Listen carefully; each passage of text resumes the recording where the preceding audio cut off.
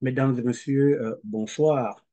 Nous voici rendus à notre quatrième séance sur la GERCOQUE Web TV éducative Web TV.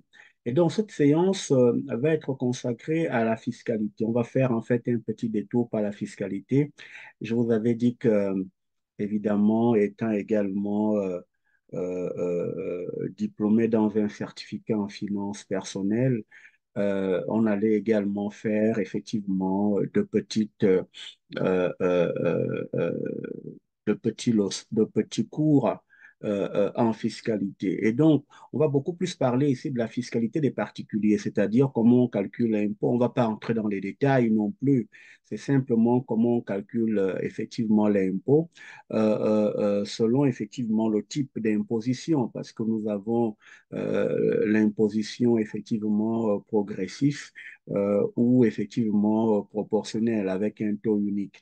Mais nous, on va beaucoup plus focuser sur évidemment le principe de l'impôt progressif qui prévaut au Québec. Et je trouve que c'est le principe pas mal équitable lorsqu'on veut effectivement mettre tous les contribuables devant l'équité face effectivement à la fiscalité, face à l'impôt. On va aller regarder effectivement comment, selon les revenus gagnés, chacun peut effectivement contribuer. C'est le principe, effectivement, de la capacité contributive défendu notamment par les partis de gauche. Donc, le plan de match de notre séance d'aujourd'hui, c'est d'abord effectivement de présenter les deux grands principes fiscaux, à savoir le principe du juste retour défendu notamment par les partis de droite et puis le principe de la capacité contributive défendu notamment par les partis de gauche. Et c'est ce principe qui est pas mal appliqué au Québec comme au Canada avec effectivement des taux d'imposition, ici marginalement parlant, qui vont être effectivement, qui vont aller crescendo avec le revenu gagné. Contrairement au principe ou à l'imposition effectivement proportionnelle où là c'est un taux unique pour tout le monde, pour tous les revenus. Donc, après, on va présenter effectivement les deux types d'impôts, d'imposition, c'est-à-dire celui proportionnel et puis l'autre progressif. Et puis, on va voir deux cas pratiques, puisque le Canada est un État fédéral. Vous avez le gouvernement fédéral qui va imposer selon effectivement les taux marginaux appliqués aux différentes tranches de revenus. Et puis, la province qui est également évidemment son principe aussi d'imposition, qui a également son imposition, pas son principe. La province aussi ira prendre de l'argent public au travers des impôts à partir toujours de ce même type d'impôt effectivement progressif, un taux d'imposition qui sera progressif avec des taux marginaux qui vont changer selon les tranches de revenus, selon les braquettes effectivement de revenus. Donc, et puis on finira avec des cas pratiques. Un cas pratique d'un Québécois qui gagne 25 000 $, comment il est imposé au provincial comme au fédéral. On va voir au final, puisque lui, il payera pas mal plus cher parce que ce n'est pas toutes les provinces, évidemment, qui ont la double imposition, comme au Québec. OK? Il y en a où c'est simplement, je ne sais pas trop, il ne faut pas que je m'aventure trop dedans. Je vais beaucoup plus me limiter au cas du Québec que je connais. Je ne connais pas trop les autres provinces où s'il y a la double imposition. Au niveau des revenus, je pense qu'il y a la double imposition. Au niveau effectivement de l'impôt direct. Mais au niveau de l'impôt indirect, je ne sais pas trop. Je pense quand même aussi qu'il y a la TPS-TVQ, enfin l'équivalent de la TVA dans les pays francophones. Mais je ne vais pas trop m'aventurer dans les autres provinces. Je n'y ai pas vécu. Je ne sais pas trop bien comment ça se passe. Donc, nous allons démarrer. Effectivement, le premier point va porter sur les deux grands principes fiscaux. Ben, écoutez, les deux grands principes fiscaux, c'est simplement d'un côté le principe du juste retour. Le principe du juste retour est défendu par les partis de droite. Généralement, les partis de droite, de manière globale, pas dans l'absolu, c'est des partis qui, au fond, défendent plus les intérêts des personnes riches, des hommes d'affaires, etc. Et donc, ce parti-là, enfin, idéologiquement parlant, la droite a toujours effectivement été pour le moins d'État possible, parce que le moins d'État possible, c'est le moins d'impôts à payer. Parce que ces gens, ils disent qu'ils n'ont pas à payer pour les pauvres. Et encore que ce n'est pas trop le problème qu'ils n'ont pas à payer pour les pauvres. Ils disent que si on paye les impôts, on veut un juste retour. C'est ça le juste retour en termes de qualité du service public, en termes de quantité du service public à recevoir. C'est pas d'un bord, vous payez beaucoup d'impôts et de l'autre bord, les routes sont comme dans un état effectivement de guerre comme au Gabon, ou alors les femmes qui accouchent à même le sol, ou encore les enfants qui sont à 120, 90, 80 dans une salle de classe. Vous voyez, la qualité du service public n'y est pas vraiment, alors que les gens payent les impôts. C'est ça que les riches, la droite notamment au niveau politique, ne veut pas. C'est pour cela qu'ils exigent le juste retour des impôts qu'ils payent. Parce que le riche, il n'a pas besoin des services publics. Le riche, les services publics, c'est pour les pauvres. Okay? Les routes publiques, les écoles publiques, les universités publiques, les hôpitaux publics, c'est pour les pauvres. C'est au travers de l'impôt que l'État arrive, au fond, à promouvoir le bien-être collectif dont n'a pas besoin le riche. Bien-être collectif pur au sens de non-exclusion d'usage et de non-rivalité d'usage. Le riche n'en a pas besoin. Il peut se déplacer en hélicoptère et puis se rendre d'un point A à un point B. Il peut aller dans des universités privées qui lui coûtent cher, mais où la qualité du service est pas mal bonne. Je pense à Harvard, mais nous les pauvres, combien pouvons aller à Harvard? Combien pouvons aller pouvons payer une session peut-être à 25 000 $?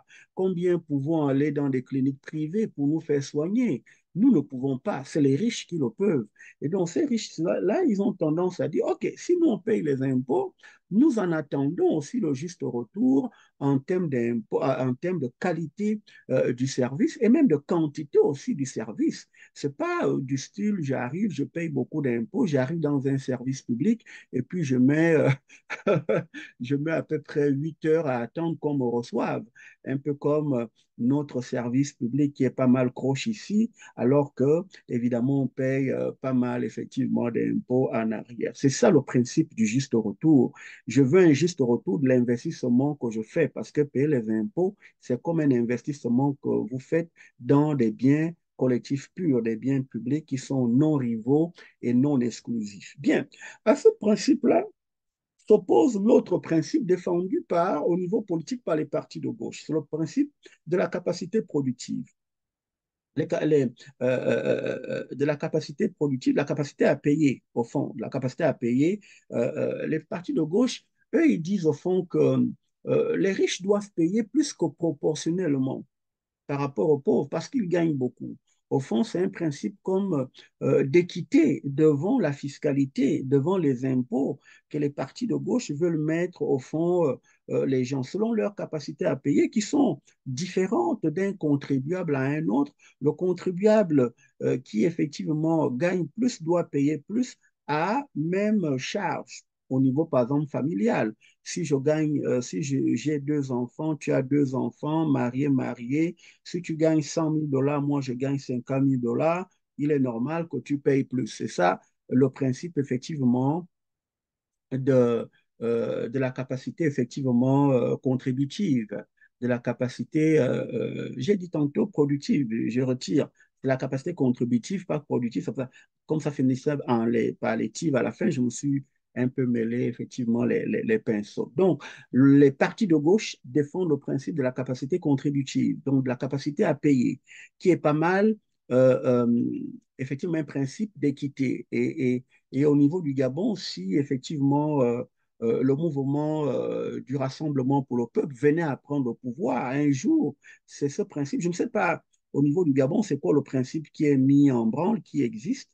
Ça fait longtemps que je vis, que je, que je suis parti du Gabon, plus de 30 ans par là, hein, plus de... oui, donc il y a beaucoup de choses effectivement qui m'échappent également à ce niveau. Mais au cas où ce principe ne serait pas appliqué, je serais pas mal en faveur de ce principe qui est pas mal un principe d'équité. C'est pas un principe d'égalité, c'est un principe d'équité. L'équité, c'est pas l'égalité, il faut pas confondre effectivement les choses. Donc, c'est pas mal un principe qu'on doit appliquer, c'est-à-dire que les plus riches doivent contribuer plus au bonheur collectif, ils doivent contribuer plus à l'effort fiscal, au fardeau fiscal, parce qu'on a fait le choix de vivre ensemble en société.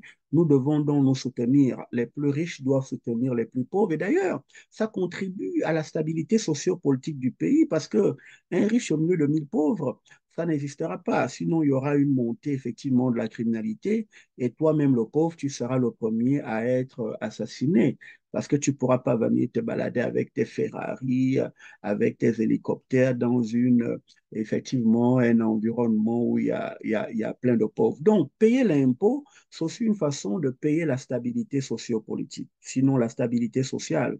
Sinon, je vous le dis, au cas échéant, on le gagne en hausse de la criminalité, en hausse de la prostitution, en instabilité effectivement sociopolitique.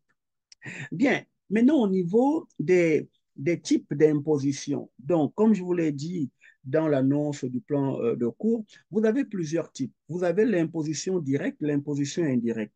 L'imposition directe, c'est celle qui touche effectivement au revenu du capital ou du travail, celui par laquelle l'État va prélever à la source, par exemple.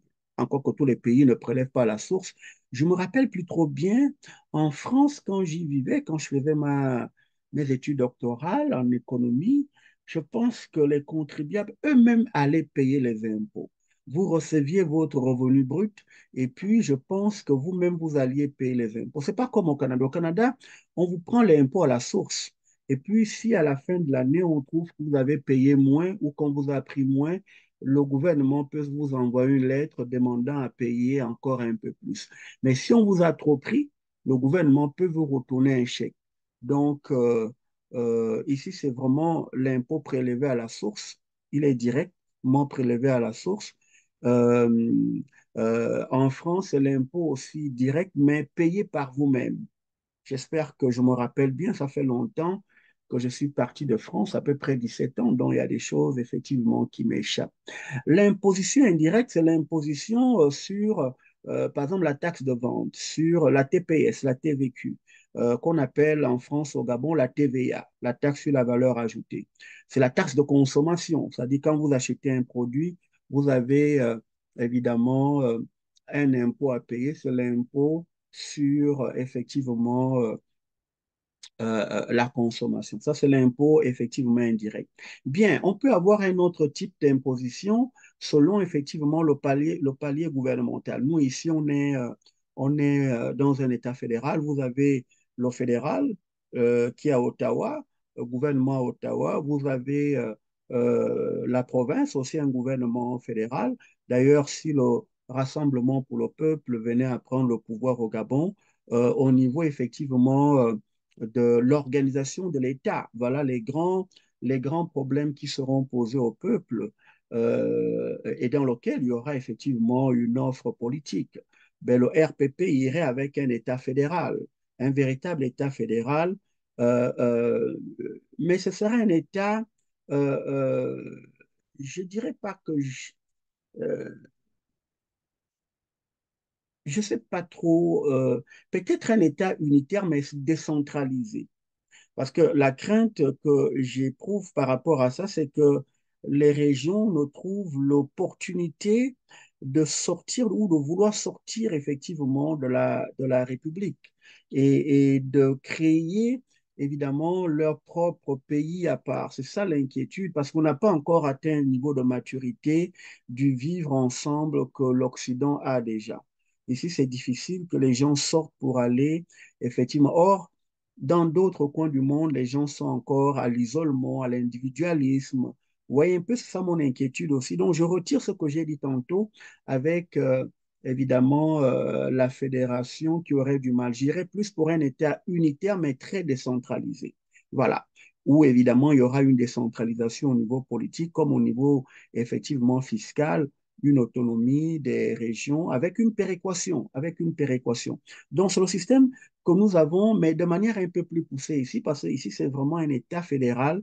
Moi, j'irai pas jusqu'à l'État fédéral par crainte justement de sortir des provinces du pays pour créer leur propre État et ça risque de faire morceler, évidemment, à la base, le Gabon à la base. Donc, je le dis, je le retire. Donc, ici, vous avez le fédéral, vous avez le provincial, et puis vous avez même le gouvernement municipal, qui est beaucoup plus proche, effectivement, du contribuable, qui rend des services vraiment de proximité. Donc, c'est ça le système ici. Vous avez les taxes municipales qui font partie de l'imposition locale. Vous voyez, vous avez des taxes au niveau provincial. Au Québec, là, il y a la TVQ. Et puis au niveau fédéral, la même TVA en France, au Gabon, c'est la TPS. Vous voyez? Donc, voilà les différents types de taxation selon le palier effectivement gouvernemental. Et puis vous avez aussi en termes de type d'imposition, je l'ai dit tantôt quand je plantais le décor, vous avez l'imposition effectivement proportionnelle, c'est-à-dire qu'on applique un taux unique d'imposition à tous les contribuables. Donc ici, c'est moins équitable parce qu'on met tout le monde avec le même taux d'imposition. C'est pas aussi bien que ça. Quelqu'un qui gagne 25 000 $, quelqu'un qui gagne 100 000 $ sont égaux devant la taxation. Si on applique un taux d'imposition de 20%, c'est pour tout le monde. Je pense que, si je ne me trompe pas, je pense que c'est ce régime de taxation proportionnel qui est appliqué au Gabon. Je pense. Peut-être que je me trompe. Mais je pense qu'il faut que les choses changent à ce niveau. Il faudrait plutôt mettre en place une imposition progressive, c'est-à-dire un impôt progressif qui serait défendu plus par des partis de gauche. Moi, étant un libéral, je suis assez paradoxal là-dessus. Je suis favorable à ça parce que je suis également quelqu'un qui est profondément ancré dans l'équité.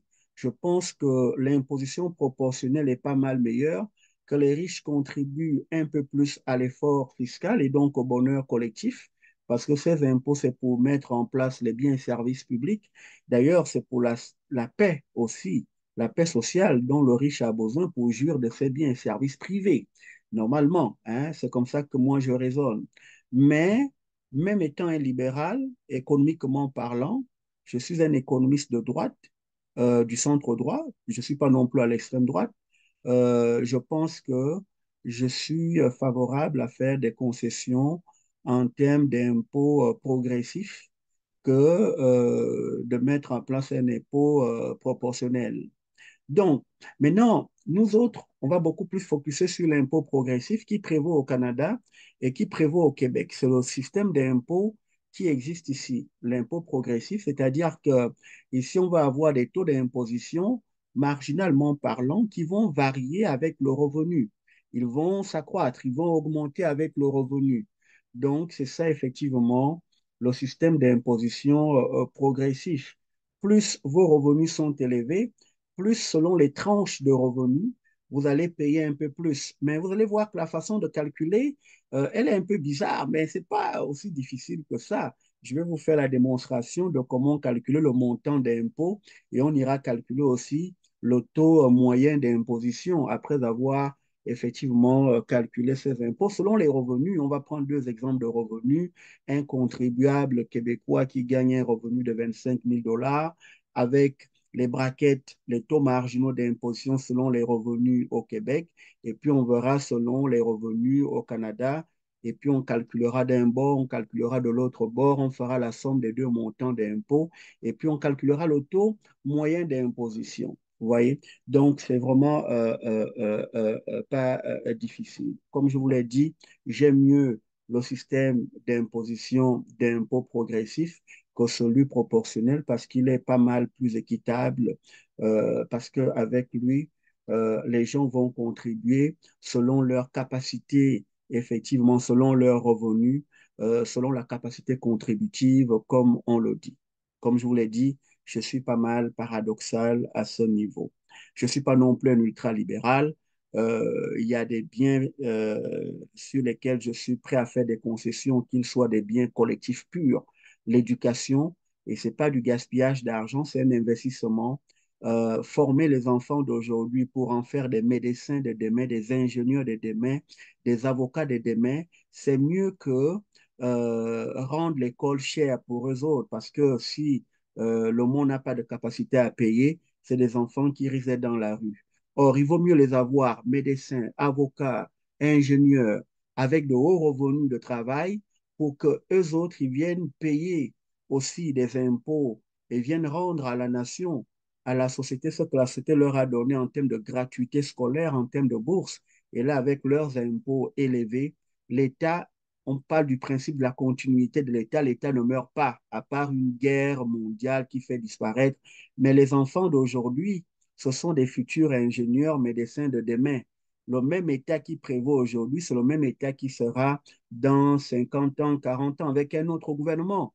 Et là, les argents qui ont été dépensés aujourd'hui vont être récupérés par les impôts par ces enfants qui deviendront des médecins. Il vaut mieux les avoir des médecins. Et donc, il vaut mieux une gratuité scolaire que de les avoir comme criminels, comme prostituées, parce qu'on les aura sortis du système scolaire parce qu'il est trop cher. Vous voyez un peu la logique? C'est comme ça qu'il faut raisonner. Vous voyez? Donc, parce que s'ils deviennent des voleurs, des criminels, des prostituées, c'est vous qui allez vous-même payer aussi le prix lourd. Puisqu'ils vont se retrouver en prison, il faut leur payer, il faut payer à manger. Et là-bas, en prison, ils ne vont pas contribuer du tout à la société. Or, s'ils sont avocats, s'ils sont médecins, et ça, c'est une vision que les dictatures en Afrique n'ont pas encore comprise.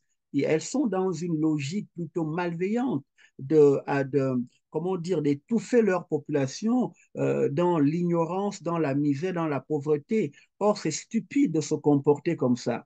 Parce que c'est ce que j'appelle avoir un comportement de petit homme politique et pas un comportement d'homme d'État. Un homme d'État a une vision long-termiste. Un homme d'État a une vision bienveillante et surtout que ce n'est pas avec son argent privé qu'il met en place ses biens et services collectifs, c'est avec l'argent, évidemment, de toute la population, de tout le monde. Parce que même celui qui ne paye pas l'impôt direct sur le revenu, ben, il paye l'impôt indirect, il paye des taxes de vente. Quand il achète un pain, il y a la TVA là-dedans, la TPS, la TVQ. Il contribue également au bonheur collectif. Peut-être moins que proportionnellement aux riches qui consomment du caviar et donc qui paieraient peut-être plus cher, peut-être parce que des produits de luxe pourraient effectivement, en termes de taxation indirecte, effectivement rapporter plus à l'État que le pauvre qui mange une boîte de sardines, par exemple. Là-bas n'est pas le problème. Donc, vous voyez que je suis pour la gratuité scolaire, pour autant un économiste de droite, mais ça n'enlève pas que je sois fondamentalement en faveur du marché dans une économie, dans un PIB à près de 65% et à l'État à près de 35%. L'État a un devoir. Le devoir régalien de l'État, c'est de mettre en place les bases infrastructurelles et les bases institutionnelles qui garantissent, qui permettent justement le respect des conditions du développement du pays. Donc, dans ces 35%-là, je mettrai ces bases infrastructurelles comme l'éducation, voilà, à mettre en place de manière gratuite. Et je vous le dis, ce n'est pas un investissement à perte puisque vous allez le récupérer 25 ans, 30 ans plus tard avec des futurs médecins, des futurs ingénieurs, des futurs avocats, etc. Bien, ceci dit, nous allons effectivement passer au cas pratique. La présentation théorique des concepts a été déjà faite. On va passer au cas pratique et on va aller chercher notre tableau blanc, effectivement, de Zoom.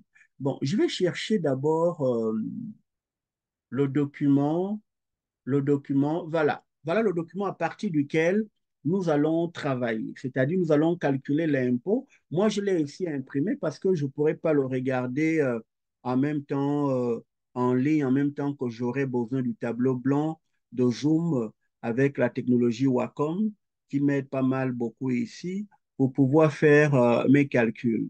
Donc, je vous mets simplement ça pour retenir au fond les statistiques sur lesquels on va travailler.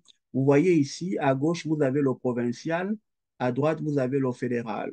Vous avez, je vous le répète encore, on applique le principe de l'impôt progressif, c'est-à-dire un impôt qui va augmenter selon les revenus. Et à l'aune, évidemment, des taux marginaux. Les taux marginaux sont appliqués selon les tranches selon des tranches de revenus. Vous voyez, au niveau du Québec, si vous gagnez entre 0 et 15 269, ici on appelle ça l'exemption fiscale. Ici, il y a un congé fiscal dans les 15 000 premiers dollars de revenus gagnés. Vous n'êtes pas imposé au Québec. Au niveau fédéral, c'est dans les 12 premiers 1000 dollars. Vous n'êtes pas imposé. Vous voyez le taux, il est de 0%. Maintenant, au niveau du Québec, la province, pas de la ville, au niveau du Québec, lorsque vous êtes entre 15 260,01 et 43 790, le taux marginal est de 15%. Vous voyez, ici, ça monte, ça commence à monter. Donc, c'est des braquettes de revenus qui donnent lieu à des taux marginaux différents l'un de l'autre, selon les braquettes, selon les tranches, effectivement, de revenus. Donc, ceci dit, si vous avez vu le tableau, de toute façon, quand vous regarderez la diapo, vous aurez le temps de mettre pause sur effectivement ces deux tableaux pour comprendre mieux le calcul que je vais faire. Donc, je vais baisser mon tableau pour aller chercher mon écran blanc.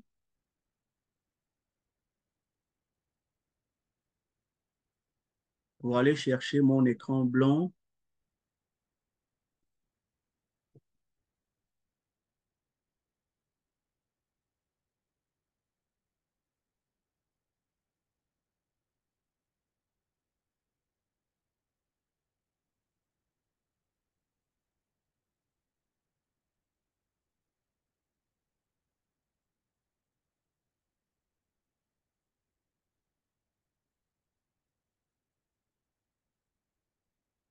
OK, bien. Donc, moi, j'ai ma feuille ici. Ça me permet de voir effectivement les calculs. On va d'abord partir du principe que nous allons le calculer au niveau du Québec. Au niveau du Québec, OK. Au niveau du Québec, on a vu les revenus avec les taux marginaux. Donc, on va prendre le premier cas, d'un revenu, OK, brut, qui est de 25 000 dollars au niveau du Québec. Comment on le calculerait? Quelqu'un qui gagne 25 000 dollars, le montant d'impôt à payer, je vais simplement, comment je peux le mettre là? Je vais mettre grand M pour dire montant d'impôt à payer, OK? Pour faire dans l'allocation optimale, évidemment, et du temps et du tableau. Donc, le montant d'impôt à payer, j'avais la première tranche de revenus de 0 à 15 269. Au fond, le montant d'impôt, ici, je vais faire 15 269 moins 0, le tout multiplié par le taux marginal d'imposition qui était de 0. Voilà. Ça, c'est le premier. Pour la première tranche de revenus. Maintenant, pour la deuxième tranche de revenus, la deuxième tranche de revenus va de 15 269,01 à 43 790. Or, mon revenu de 25 000 dollars se trouve entre 15 269,01 à 43 790. Donc, qu'est-ce que je fais ici? Je vais prendre 25 000 de revenus moins le 15 269,01 que je multiplie par le taux marginal d'imposition. Or, il est de 15%. Il est de 15%.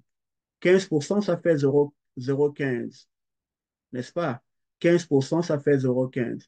Et là, je fais ma parenthèse. Ici, pour mon revenu de 25 000 dollars au Québec, à l'aune des taux marginaux et donc de l'impôt progressif ici, comme système d'imposition, ben, le revenu, le montant plutôt d'impôt à payer sera de combien? Le montant d'impôt à payer sera ici de 0, 0 plus 25 000. Si je fais 25 000, je vais aller le calculer, je fais 25 000, OK, moins 15 000 269,01, ça me fait 9730,99 que je multiplie par 0,15, ça me fait 1459,65. Donc, j'aurai ici plus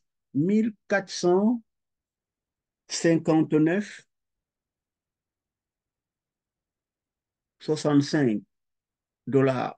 Donc, vous voyez que quelqu'un qui gagne 25 000 $, OK, aurait un montant d'impôt à calculer, à payer de 1159, de 1000, plutôt de 1459,65 $. Voilà. Donc, si on calcule le montant, le taux moyen d'imposition, le taux moyen d'imposition que je vais symboliser ici par T en pourcentage serait égal au montant d'impôt à payer divisé par le revenu brut gagné multiplié par 100. Donc, le taux moyen serait de 1459,65 divisé par 25 000 multiplié par 100. Ce taux moyen là serait de, si je fais 1400, voilà, divisé par 25 000, j'aurais multiplié par 100, j'aurais un taux un taux moyen, hein, de 5,84%. Autrement dit, sur 100 dollars gagnés, ici sans cadre, vous savez, le symbole, le sigle des monnaies en finance internationale, c'est comme ça qu'on les représente. Les deux premières lettres symbolisent les initiales du pays. Vous voyez, CA, ça veut dire Canada. Le D à la fin, ça veut dire dollar. Canada, Canada dollar ou dollar canadien. Donc, ça veut dire que si je gagne, si j'ai un revenu de 100 dollars gagnés, ben, j'aurai à payer, sur ces 100 dollars gagnés, j'aurai à payer 5,84 dollars canadiens en impôts. C'est ça le taux moyen. En moyenne, je payerai 5,84 dollars d'impôts lorsque je gagne 100 dollars canadiens. OK? Donc, voilà pour le cas du Québec. Au niveau provincial, quelqu'un qui gagne 25 000 $, voilà ce qu'il payerait. Bien. Bon, je vais pas tout effacer, mais je vais prendre maintenant le cas de quelqu'un au Québec qui gagnerait 75 000 $ à partir du même principe. Je vais juste effacer à partir de, je vais aller chercher la gomme ici, ouais. À partir d'ici, je vais effacer, OK. Je vais effacer ici.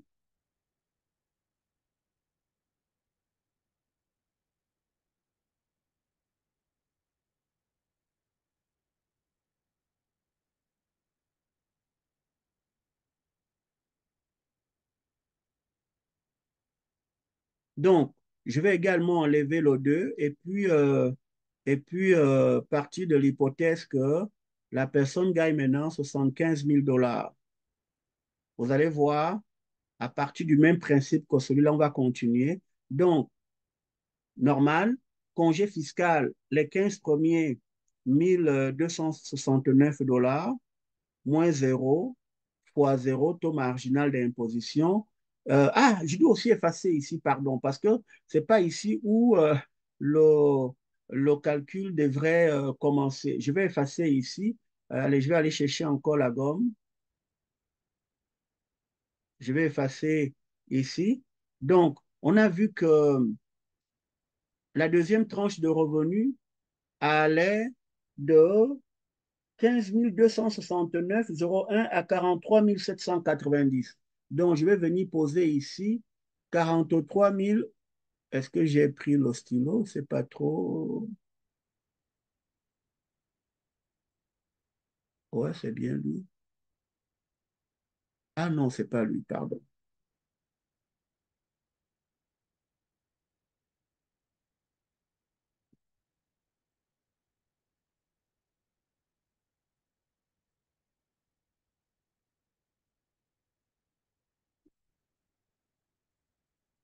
Donc, je vais mettre ici 43 790. Donc, je mets ici 43 000. 790, moins le 15 260. Et puis, je continue. La troisième tranche de revenus, le taux marginal était de 20%, mais la troisième tranche de revenus allait de 43 790,01 à 85 575. Mais là, mon revenu de 75 000 se trouve dans cette tranche-là. Donc, je dois venir prendre ici le 75 000 en question, auquel j'enlève le 43 000, le 43 790,01. Je ferme la parenthèse, je multiplie ça par le taux marginal d'imposition qui est de 20%. 20%, c'est 0,20. Et là, je fais ma parenthèse. Voilà. Voilà comment on le calcule. Si mon revenu avait été de 105 000, 120 000, j'aurais continué avec le même principe. Avec le même principe. Donc ici, la première tranche de revenu, congé fiscal, 0 $ de payer. La deuxième tranche de revenu, ben, je fais le 47 000, le 43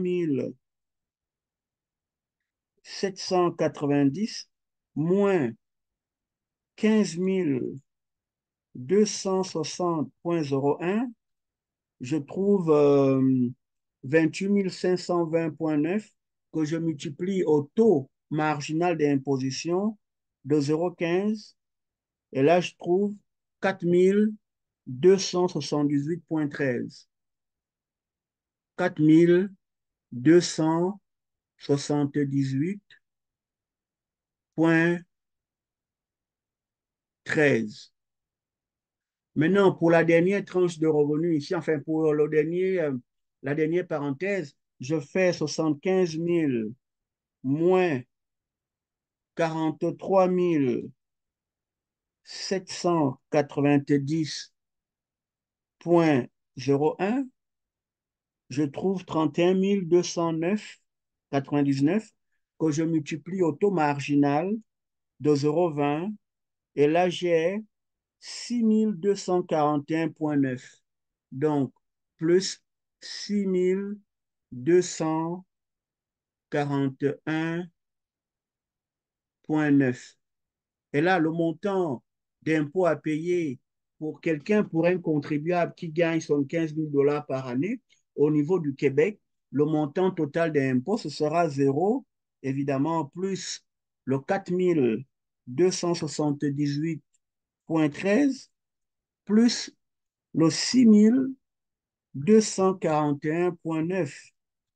Et là, le montant d'impôt à payer pour quelqu'un qui vit au Québec et qui gagne 75 000 $, le montant d'impôt à payer serait de 10 520 $.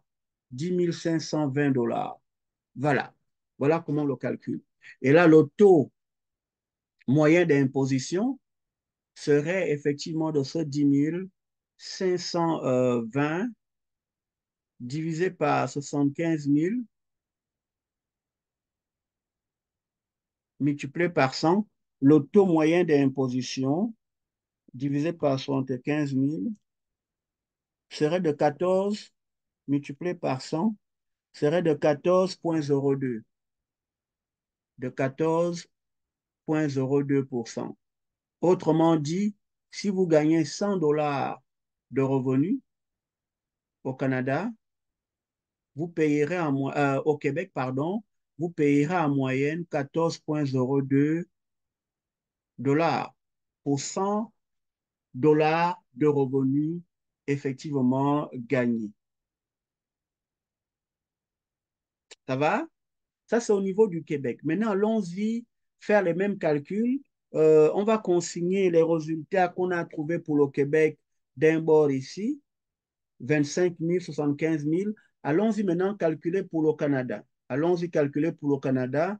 Je vous signale que quand vous allez revoir la vidéo, vous aurez le temps de consigner les chiffres là à quelque part pour parler en bon québécois que je suis, culturellement parlant, évidemment, à l'aune du temps effectivement mis ici au Québec.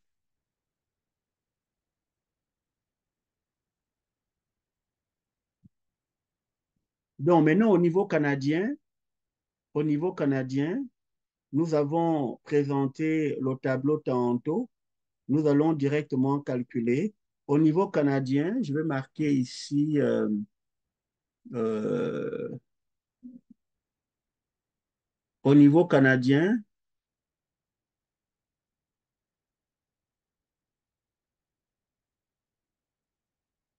premier cas de quelqu'un qui gagne un revenu de 25 000 $.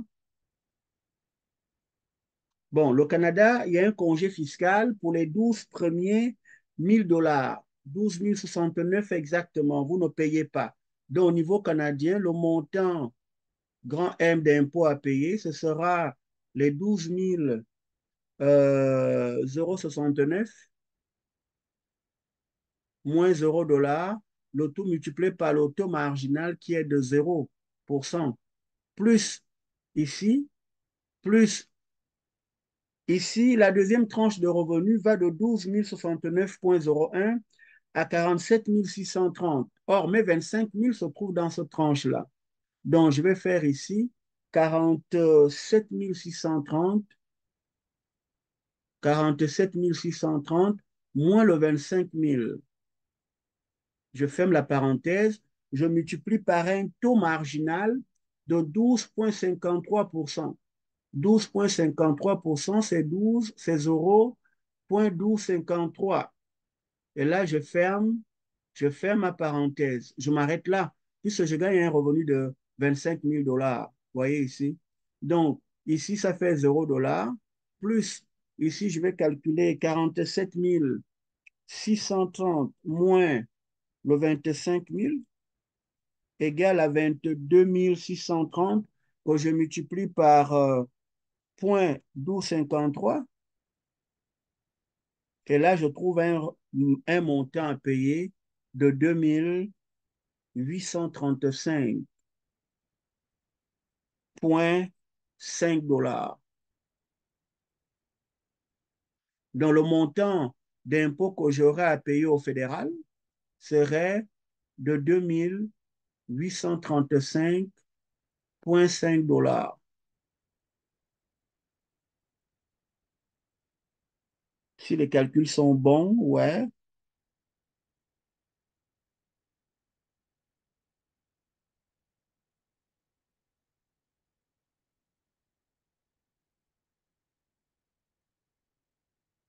Ah non, j'ai fait une erreur.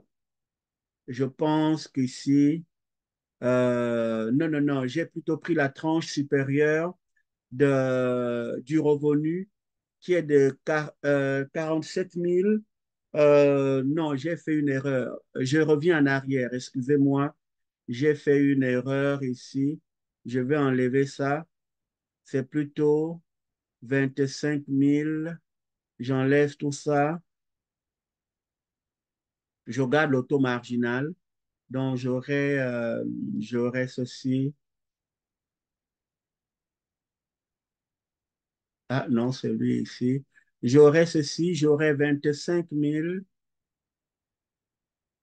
moins la limite inférieure de la tranche de revenu. Moins 12 000, moins 12 069,01. Là, c'est bon. Le tout multiplié par, je vais essayer de bien l'écrire à nouveau là, euh, 25 000 moins le 12 069,01. Je ferme la parenthèse. Voilà. Là, c'est la bonne voie. Donc, je vais faire le 25 000 moins le 12 069,01. Voilà, je vais trouver 12 930 multiplié par le taux marginal 0,1253. Je vais trouver donc 1620. Donc, plus 1620,2. $7,2. Bon, je vais écrire dollars finalement comme ça pour faire du gain d'énergie, de temps, etc. Donc, le montant d'impôt serait de 1 620 $ canadiens, pas américains, canadiens. OK? Donc, ici, le taux moyen d'imposition serait de 1 620 divisé par le 25 000 $ que je gagne par année multiplié par 100. Et là, je trouverai un taux de combien? Je divise par 25 000. Ça me ferait un taux, je multiplie par 100. J'aurai un taux moyen de 6,48%. Autrement dit, si je gagne 100 $, autrement dit, je paierai 6,48 $ par 100 $ de gagné. C'est ce que ça veut dire. En moyenne, je paierai 6,48 $ par 100 $ de gagné. OK? Bien. Maintenant, on va prendre le cas de quelqu'un qui gagne 75 000 $. Donc, on va retenir ce chiffre-là à quelque part, 1 620, quand quelqu'un gagne 25 000 $. Maintenant, on va voir le cas de quelqu'un qui gagne un revenu de 75 000 $. Bon, ça, je garde les premiers. Non, ça, j'enlève parce que ce ne sera pas le même calcul.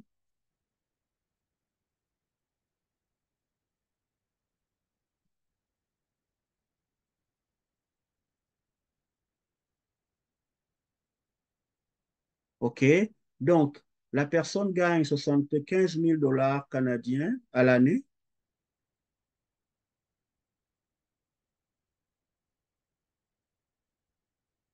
Donc, ici, je marque 75 000 $ brut. Et puis, la personne veut calculer le montant d'impôt à payer. On est dans la fiscalité des particuliers. Donc, on a dit que la première tranche de revenus était de 0 à 12 069. La deuxième tranche va de 12 069,01 à 47 630. Donc, ici, je vais faire 47 630 moins le 12 069,01 que je multiplie par le taux marginal d'imposition qui est de 12,53. Donc, 12,53, c'est 0,1253. Voilà, je fais ma parenthèse. Plus la troisième tranche de revenus va de 47 630,01 à 95 259. Là, mon revenu se trouve à l'intérieur de cette tranche. Donc, au lieu d'aller prendre les limites, les deux limites, inférieures et supérieures, je vais donc faire mon revenu à moi de 75 000 moins la limite inférieure de la tranche de revenu, c'est-à-dire 47 000. D'ailleurs, je peux venir le chercher ici, mais en mettant point 0,1 par la suite, moins 47 630,01, le taux multiplié par le taux marginal qui est de 17,12%, c'est-à-dire 0,1712. 0,1712. Et là, je ferme la parenthèse. Voilà. C'est simplement avec ces trois tranches de revenus que j'ai à travailler. Vous voyez que plus vous gagnez, plus on aurait eu pas mal de tranches de revenus par lesquelles passer, avec leurs taux marginaux d'imposition. C'est le cas de quelqu'un qui gagnerait, par exemple, au Canada, la dernière tranche de revenus va de 210 371 $1000 à plus, à plus. Et là, le taux marginal est de 27,56%. Vous voyez, le taux marginal augmente avec, évidemment, le montant de revenus gagnés. Au départ, de 0 à 12 000, c'est 0%. De 12 000 à 47 000, c'est 12,53. De 47 000 à 95 000, c'est 17,12. De 95 259 à 147 000, 21,71. De 147 667 à 210, 371, c'est 24,22. Donc, comme je vous l'ai dit, si le RPP le mouvement politique du Rassemblement pour le peuple, dont je suis le fondateur, venait à prendre le pouvoir au Gabon, parce que le RPP a des compétences multidimensionnelles, a des ressources humaines multicompétentes. Si le RPP venait à prendre le pouvoir au Gabon, voilà le système d'imposition, effectivement, que l'on mettra en place. Le type d'impôt progressif qui est plus équitable, même si, évidemment, le fondateur que je suis est un économiste libéral, mais il a de l'affection pour ce système d'imposition, qui est un système, évidemment, d'impôt progressif, où effectivement on va faire payer les gens selon leur capacité contributive, qui est déterminée par leur capacité à payer et donc par leur revenu brut qu'ils gagnent. Vous voyez? Et je pense que c'est le bon système à mettre en place au Gabon, si ce n'est pas celui-là qui existe. Mais je crois, au risque de me tromper, là, je ne suis pas Dieu, je ne connais pas tout là, mais je pense qu'au Gabon, c'est un impôt proportionnel que l'on met en place, c'est-à-dire un impôt unique, un taux d'imposition unique pour tout le monde. Si je me trompe, autrement, vous mettrez des commentaires lorsque je mettrai la vidéo sur YouTube, sur ma chaîne, effectivement, YouTube, sur mes murs Facebook, ainsi que ma chaîne WhatsApp. Et c'est beau de venir effectivement me corriger parce que la connaissance, elle est illimitée. Il n'y a personne qui peut connaître tout. Donc, si je me trompe, faites-moi signe à ce niveau. Toutes les critiques constructives sont les bienvenues. Cela, évidemment, contribuera évidemment à ma bonification également. OK? Donc, quand on est scientifique, la première des caractéristiques profondes à avoir, c'est l'humilité. Parce qu'on peut se tromper, on ne connaît pas tout. Donc, allons-y calculer notre montant d'impôt à payer. Ben là, c'est 0 $ pour la première tranche, plus, là, je vais faire 47 630 moins 12 000,09, 12 009,01, ça fait 35 560, ouais, c'est beau, ça a l'air ça, multiplié par le taux marginal qui est de 0,1253, et là, ça fait un montant de 4000 plus 4455,8. Maintenant, pour la dernière parenthèse, je fais 75 000 moins 47 630,01 égale 27 369,9 multiplié par le taux marginal, 0,1712 égale 46 000, plutôt ça fait 4685 plus 4685,7. Et là, le montant total d'impôt à payer serait de ça, plus le 4455,8 serait donc de 9 141,5 $ canadiens.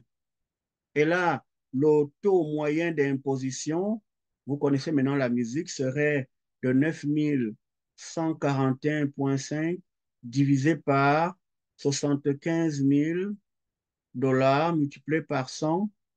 J'aurai donc ici un taux moyen d'imposition. Allez, je vais faire ça divisé par 75 000 $ de 12,18. 12,18. Autrement dit, je payerai, autrement dit, pardon, pour 100 $ canadiens de gagner, je payerai 12,18 $ au gouvernement provincial lorsque je gagne un revenu de 75 000 $ par année. Voilà. Après, évidemment que tout ce raisonnement se fait ceteris paribus. Je vais maintenir constant, évidemment, tous les phénomènes hors contexte. Parce que si, par exemple, je verse des rires Si par exemple, je fais des activités qui me donnent droit à des crédits d'impôt, ben, le montant serait évidemment différent. Mais on va appliquer la clause ceteris paribus ou mutatis mutandi. C'est-à-dire que ce raisonnement que je fais là depuis le début, d'ailleurs, j'aurais dû le dire depuis le début, est fait toutes choses étant égales par ailleurs. La clause ceteris paribus ou mutatis mutandi. Donc, toutes choses étant égales par ailleurs, si je gagne 75 000 dollars, je payerai au gouvernement fédéral, évidemment, je payerai 9 141 dollars, 5. OK? Le taux moyen serait de 12,8. OK? Après, dessus vont venir jouer, comme je l'ai dit, les crédits d'impôt, les dépenses fiscales. Donc, tout ça vient effectivement jouer. Si vous avez une société en nom personnel. Donc, au Canada, là, plus vous gagnez de l'argent, mieux il faut aller chercher le statut également de capitaliste, donc de créer sa société. C'est important parce que l'agent qui est le plus détesté, c'est l'agent salarié. Et s'il n'a pas à quelque part où aller chercher effectivement pour amoindrir le montant des impôts à payer, l'optimisation de l'imposition au travers, par exemple, d'une société à nom personnel, ben ça, il peut payer très cher. Parce que quand vous êtes salarié ici, et pire si vous gagnez beaucoup et que vous êtes seul, ben là, vous allez beaucoup plus contribuer à l'effort fiscal ou collectif que quelqu'un qui gagne peu. Donc, la stratégie, c'est vraiment d'aller créer une société avec les dépenses de la société, avec vos documents comptables, parce qu'il faut effectivement avoir toutes vos preuves comptables. En cas de contrôle, ben, vous les prouvez avec toutes les dépenses faites. Ça vous donne droit à pas mal de crédits d'impôt. Les salaires versés, tout cela vous aide. Ça vous aide. N'ayez crainte. Ça vient compenser les impôts que le gouvernement vous prendra sur, évidemment, le revenu du travail qui est le salaire. OK? Sur le revenu du travail qui est le salaire. En tout cas, c'est le conseil que moi je donne. Je ne suis pas fiscaliste, je ne travaille pas là-dedans, mais pour avoir fait effectivement un certificat en fiscalité, effectivement, ça m'a donné pas mal de connaissances et l'économie est pas mal connexe à la fiscalité puisque ce cours que je fais là est une partie, est un chapitre du cours d'introduction à l'économie globale, notamment lorsqu'on voit la politique budgétaire, budgétaro-fiscale ou fiscalo-budgétaire. C'est euh, à ce moment-là qu'on aborde des problèmes effectivement de fiscalité. Ça fait que mes petits étudiants du Cégep, le Cégep, c'est l'équivalent au Gabon de la seconde, première, terminale. Voilà ce qu'on doit enseigner à nos enfants en première, en terminale, maîtriser ces instruments financiers, ces instruments fiscaux. C'est très important de les coller à la finance. Parce qu'une économie, vous devez avoir des agents qui sont capables de faire de bons choix, de bonnes décisions, mais en autant qu'on leur donne les compétences dès le bas âge, et pas des gens qui vont faire des mauvais choix, qui se retrouvent dans l'endettement parce que dépenses compulsives beaucoup plus élevées que les revenus qu'ils gagnent, endettement, et puis stress, et puis suicide, et puis vol, et puis voilà. Vous voyez, ici au Cégep, on apprend ça à nos petits-enfants à partir de 16 ans, de 17 ans. Il y en a même qui investissent déjà dans l'immobilier, puisque je leur en parle. Il y en a qui investissent dans l'immobilier, rendu à l'université, ils ont déjà 3, 4 immeubles à revenus et ils continuent. Il faut leur inculquer le sens des affaires depuis la petitesse. Et c'est ce qu'on demande au gouvernement gabonais, en tout cas. Si le RPP venait à prendre le pouvoir, nous allons doper l'entrepreneurship. Il faut que les Gabonais s'autonomisent vis-à-vis du pouvoir central qui est faillitaire, qui est corrompu, qui est incompétent, qui est amateur. En attendant effectivement qu'un vrai pouvoir arrive, un pouvoir patriote proche du peuple, un pouvoir qui comprend comment l'économie fonctionne, pas un pouvoir qui vient faire dans le populisme, dans le matu-vu, dans la corruption, dans le clientélisme politique, dans la patrimonialisation de l'État. Vous voyez, il faut avoir une vision d'homme d'État et pas une vision d'homme politique, de petit homme politique qui ne pense qu'à sa pense. Et c'est le gros problème de beaucoup de dictatures en Afrique. Aucune vision long-termiste quant à leur génération future. On ne pense qu'à soi. Bien, donc, comme je le disais, ce sont des choses qu'on montre ici à nos petits-enfants du cégep qui sortent de là, en tout cas au cégep Limoilou, où j'enseigne. Euh, nos étudiants du cégep Limoilou, rendus à l'université, ils sont très forts parce que le cours d'économie est très puissant. C'est pas de la théorie, c'est du concret. On n'est pas dans le pelletage de nuages. Là, autrement, ils iraient faire d'autres disciplines pour pouvoir faire le pelletage de nuages. On est dans le concret et ce concret va les aider parce que s'ils comprennent comment la vie fonctionne, s'ils comprennent l'économie familiale, s'ils comprennent, s'ils ont la littératie financière, enfin, s'ils maîtrisent des concepts de finance, d'économie, ben, ils n'auront pas beaucoup de problèmes dans leur vie, dans le décollage, dans leur take-off de leur vie.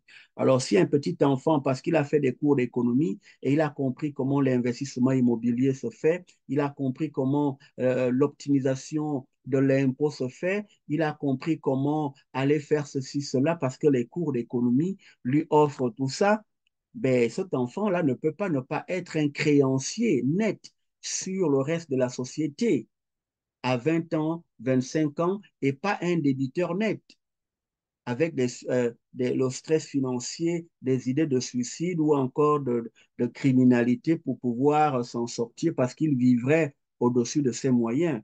Or, l'autre qui aurait des notions dès le départ serait un créancier net. Et donc, il va effectivement plutôt, quitte à payer les impôts. Les impôts, ce n'est pas le problème. Je vous l'ai dit, les impôts contribuent au bonheur collectif parce que nous avons fait le choix de vivre ensemble en société. Nous devons donc nous soutenir. Alors, si tu es capable de faire 1 million de dollars et de payer même 300 000 dollars d'impôts, oui, le problème, il t'en reste 700 000 dollars. C'est vachement beaucoup. Sachant que même avec 200 000 dollars, 300 000 dollars, tu vis déjà pas mal bien. Alors, donc, les excédents là de 400 000, il faut le donner aux autres. Il faut les donner aux autres dans des œuvres caritatives. Vous créez une fondation, vous donnez aux autres. Parce que quelque part dans le monde, il y a quelqu'un qui ne mange pas. Il y a quelqu'un qui n'a pas de livre pour étudier. Il faut donner aux autres. Parce que quand vous mourrez, vous n'amènerez pas cet argent. La bêtise des dictatures en Afrique, c'est de penser que tout cet argent qu'ils emmagasinent, ils vont l'amener comme les pharaons. C'est de la stupidité. C'est de la stupidité. Alors que cet argent doit servir à la mise en place des biens et services collectifs purs au sens, évidemment, de biens non rivaux, de non exclusifs. Mais il s'en accapare. Alors, quand vous regardez les indicateurs de répartition de revenus comme le ratio interquintile, vous avez la classe la plus riche, les 20% qui touchent les 90% de revenus au Gabon, sur la classe la plus pauvre, les 20% qui touchent les 20% de ménages qui touchent les 5% à peine de revenus. Mais il est énorme, le ratio. Et plus il est énorme, plus ça témoigne d'une forte inégalité dans le pays. Et ça, c'est pas normal. C'est pas normal. Et ça n'engendrera que des révolutions populaires. Je vous le dis. La France a décapité son roi. Les États-Unis ont dû faire la guerre à l'Angleterre. En Chine, Mao Tse-tung a fait sa révolution, comme Lénine a fait sa révolution dans l'Empire soviétique. Ça n'engendrera que ça. Donc, ça nécessite une bonne gouvernance euh, parce qu'on a une vision d'homme d'État, une vision long-termiste, une vision bienveillante pour sa population qui n'est rien d'autre que ses enfants. Il n'y a personne de bienveillant qui veut voir ses enfants mal vivre. Aucun papa, aucune maman, sauf si tu es malveillant ou malveillante. Il n'y a que des gouvernements malveillants qui veulent voir leur peuple souffrir dans la misère. Donc, la base, effectivement, du bonheur aussi, du bien-être, c'est d'abord de donner la connaissance au peuple. Parce que quand le peuple aura la connaissance, il peut s'autonomiser. Et les instruments, c'est tout ça. Comment fiscalement, et c'est normal d'optimiser le montant d'impôt parce que si vous arrivez à le faire, ben, les excédents de revenus que vous allez gagner, garder, vous allez l'injecter dans l'investissement. Avec le retour sur investissement, vous allez multiplier l'effet multiplicateur. Pour d'ailleurs, évidemment, que cela profite aux autres. Parce que quand vous multipliez cela, l'effet multiplicateur va profiter aux autres. Il y aura beaucoup d'économies externes qui vont jouer favorablement sur les autres. Le fait de créer des emplois, ça profite aux autres. Le fait de payer les impôts à nouveau, ça profite aux autres. Le fait de créer des richesses nouvelles, des biens et services, ça profite aux autres aussi. Alors, c'est cette dynamique-là qu'il faut créer et pas une dynamique de petit dictateur qui comprend rien du tout au fonctionnement d'un pays, mais qui veut s'accrocher au pouvoir sans légitimité, sans légitimité. C'est le gros problème, évidemment, de beaucoup de pays, effectivement, africains. Donc, on a vu le cas du Québec, on a vu le cas du Canada. On va aller se chercher la sommation des deux montants d'impôts à payer, 25 000, 75 000, avec le cas du Québec et du Canada, surtout pour le cas d'un Québécois, parce que nous, au Québec, on paye les deux impôts.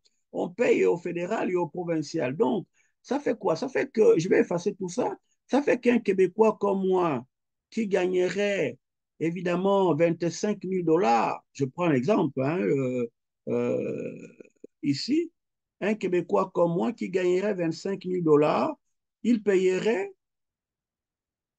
pardon, selon les taux marginaux d'imposition qu'on a vu tantôt, vous allez voir le tableau au tout début de notre cours là, selon les taux marginaux d'imposition, il payerait au gouvernement euh, provincial, c'est-à-dire du Québec, il payerait, on a dit combien, je vais aller prendre les chiffres consignés, il payerait avec 25 000 dollars, OK, Québec plus Canada ou fédéral, avec 25 000 dollars. On a dit que au Québec, avec 25 000 dollars, il payerait 1459,65 et au Canada, il payerait 1620,25 $ Donc ici, le montant d'impôt à payer pour un Québécois, parce qu'ici on a un double système, et provincial et fédéral, pour un Québécois, le montant d'impôt à payer, si vous gagnez 25 000 dollars par année, serait de 3 079,9 $. Et donc, le taux moyen d'imposition serait de 3 079,9, le tout divisé par 25 000 dollars que je multiplie par 100. Donc, le taux moyen d'imposition serait de 12,13. Autrement dit, pour 100 dollars de gagné, le contribuable québécois qui gagne 25 000 dollars payerait en moyenne 12,3 $. En moyenne, en moyenne. Bien, maintenant, je vais prendre le cas du Québécois qui gagnerait 75 000 dollars. Je vais effacer tout ça ici, ici, ici, et puis là. Voilà. Donc, pour le Québécois qui gagnerait 75 000 dollars en moyenne, on a dit qu'au niveau du Québec, il payera 10 520 et au niveau du Canada, 9 141,5. Donc, j'ai oublié de marquer, pour 75 000 dollars de revenus bruts. Voilà. Et donc, il payerait en tout 69, plutôt en tout 19 661,5 $. Et là, son taux moyen serait de 19 661,5 $. Le tout divisé par 75 000 multiplié par 100. Et là, il payerait en moyenne, enfin, le taux moyen d'imposition serait de 26,2%. Autrement dit, sur 100 dollars de gagné, il donnera au gouvernement 22,6 $.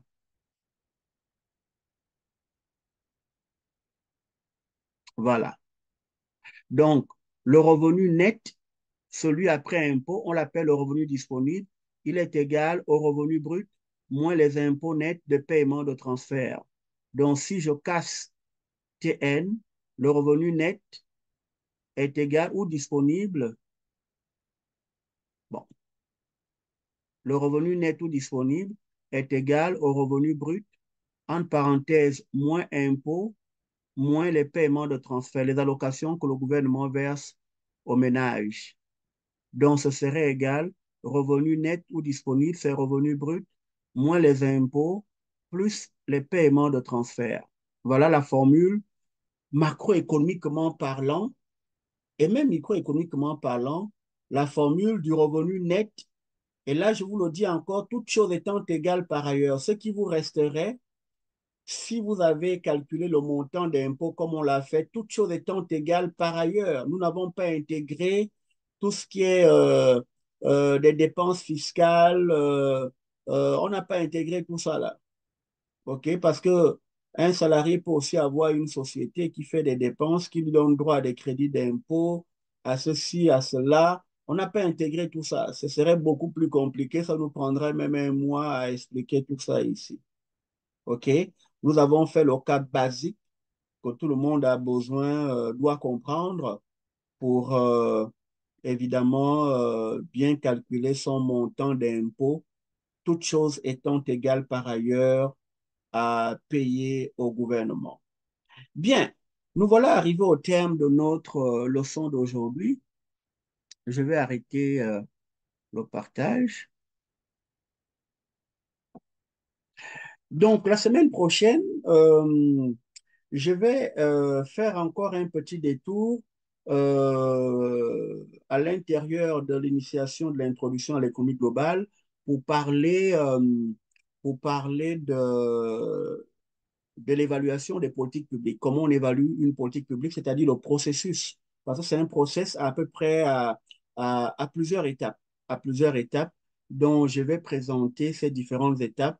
Ce sera purement théorique, simplement les étapes, comment évaluer une bonne politique publique, parce que l'erreur que les gouvernements font, c'est de voir que les effets voulus. Or, il y a ce qu'on appelle l'impact, c'est-à-dire les effets non voulus. Il faut aller les regarder et puis mettre en place la politique si l'effet net est effectivement positif. Parce que c'est comme pour toute chose, il y a le coût de l'investissement, mais il y a le gain attendu, il y a le coût à payer. Rappelez-vous le tout premier chapitre, lorsqu'on engage un acte économique, un acte social, un acte politique, il y a le gain attendu, l'avantage marginal, et puis, il y a le coût à payer qui est le coût marginal à supporter. Si l'avantage marginal est supérieur ou égal, on engage, c'est pareil. On veut mettre en place une politique publique.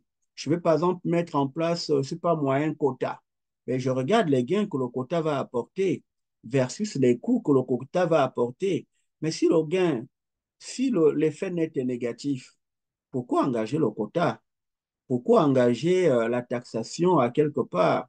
Pourquoi engager telle ou telle politique? Vous voyez un peu, c'est comme ça qu'il faut faire. Toujours regarder si l'effet net est positif. Maintenant, si l'effet net, effectivement, n'est pas positif, on n'engage pas. On n'engage pas. Pourquoi j'achèterais une bouteille d'eau? J'ai pas soif. Est-ce que c'est pour me faire du mal, entrer dans la désutilité, à commencer à vomir? Vous voyez, c'est pas du tout rationnel d'investir lorsqu'on s'attend effectivement à un gain net, à un résultat ou à un effet net négatif parce que les coûts seraient plus élevés que les bénéfices attendus. C'est ça l'analyse coût-bénéfice ou avantage-bénéfice. Ça va? Donc, je vous dis au revoir. À la semaine prochaine, si Dieu le veut. Restez en bonne santé pendant, évidemment, le week-end, là. Et puis, on se voit la semaine prochaine, si Dieu le veut, évidemment. Merci beaucoup. Au revoir.